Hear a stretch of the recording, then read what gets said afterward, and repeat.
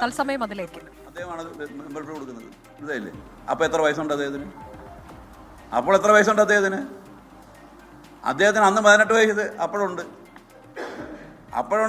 15 വയസ്സുള്ള സമയത്ത് മെമ്പർഷിപ്പ് വന്നാ, പാർട്ടി മെമ്പർഷിപ്പ് വന്നാ പറയുന്ന കേട്ടില്ലേ? 15 വയസ്സ് എന്ത് പച്ചക്കള്ളത്തിലാണ് പറയുന്നത്? 15-ാമത്തെ വയസ്സ് 15 വയസ്സാകുമ്പോൾ പാർട്ടി മെമ്പർഷിപ്പ് കിട്ടൂ. 18 വയസ്സ് ചെയ്യാതെ മെമ്പർഷിപ്പ് കൊടുക്കുന്ന പ്രശ്നം ഉദിക്കുന്നില്ലല്ലോ. ഈയൊക്കെ സ്പെഷ്യൽ പരിഗണന കൊടുത്ത് 15-ാമത്തെ വയസ്സ് മെമ്പർഷിപ്പ് കൊടുത്തുനിന്ന് പച്ചക്കള്ളത്തിൽ അടിച്ചു വിടുകയല്ലേ? 15-ാമത്തെ വയസ്സിൽ കോൺഗ്രസ്സായിട്ട് നടക്കുക. അതിനുശേഷമാണ് 68 അവിടെ ഡിഗ്രിക്ക് വന്നതിന് ശേഷമാണ് പിന്നീടാണ് 70 SFI രൂപീകരിക്കും. SFIയിൽ വരുന്നു. പിന്നെ SFIയുടെ പ്രവർത്തനമായി വന്ന് SFIയുടെ നേതാവായി വരുന്നത് അല്ലേ?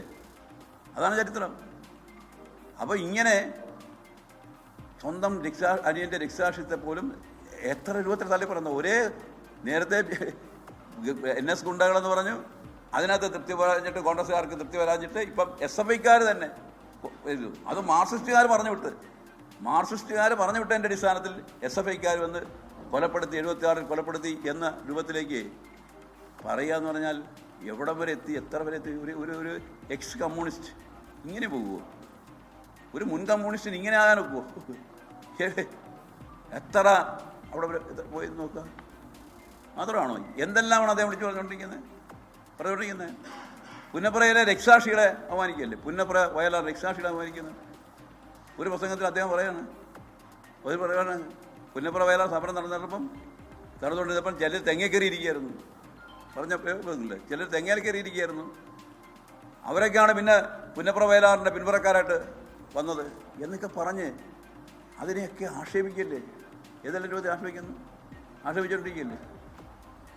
എന്തും തള്ളി പറയുന്നതിന് ഒരു മടിയും അദ്ദേഹം കാണിക്കില്ല. അതിന് വേണ്ടി ആ രൂപത്തിലേക്ക് ഒരു സമീപനത്തിലേക്ക് അദ്ദേഹം എത്തി.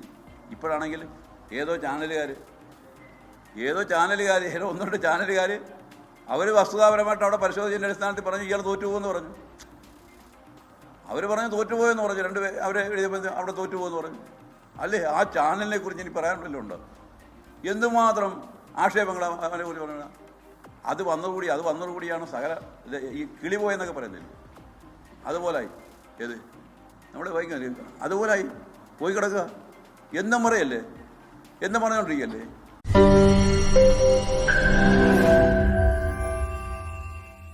ലോകത്തെവിടെയായാലും ഏത് സമയത്തും 24 വാർത്തകളും ഓഗ്മെന്റഡ് റിയാലിറ്റി പാക്കേജുകളും എക്സ്പ്ലെയിനറുകളും വിശദമായി കാണാൻ ഞങ്ങളുടെ യൂട്യൂബ് ചാനൽ നിങ്ങൾക്ക് സബ്സ്ക്രൈബ് ചെയ്യാം.